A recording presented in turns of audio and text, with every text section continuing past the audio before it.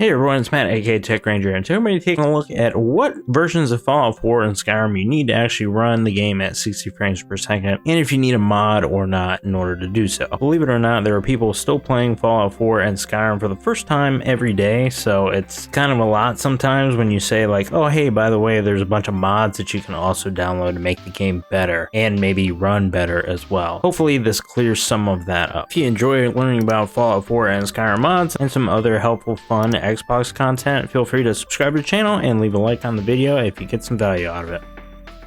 The current edition of Fallout 4 as of the recording of this video is the Xbox One version, and this is the only version that you can get right now. There is a just regular Fallout 4 version and then a Game of the Year edition. The only difference is the DLC is in the Game of the Year edition. The game is the same, you're still going to get all the same patches that have come before it, and then the next gen update when that does come out. Skyrim is similar in that both versions of the game on the store, the Anniversary Edition and the Special Edition, are the same game, just one has more stuff than the other. So the Anniversary Edition has all that Creation Club content, but it's still the same game as the Skyrim Special Edition.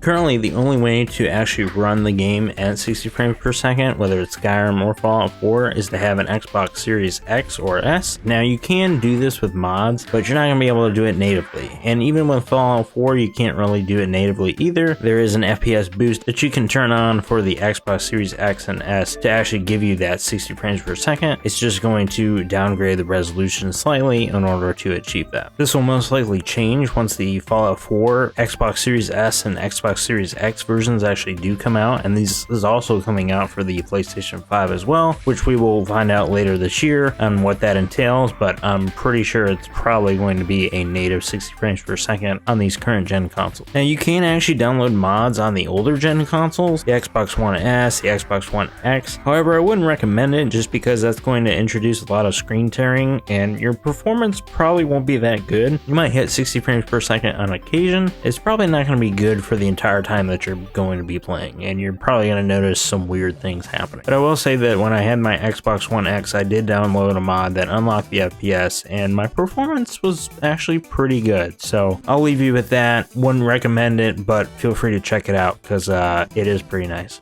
Now, Skyrim is a little bit different in that there is a native 60 frames per second version on the newer consoles, the Xbox Series X and S. You don't need any mods. In fact, with the Anniversary Update, which was free for everybody, you got the ability to actually run the game natively at 60 frames per second. I don't see this going above 60 frames per second anytime soon for the Xbox Series X or S because we just got the Anniversary patch for Skyrim, so that's probably going to be the definitive version for the time being until the next Elder Scrolls comes out.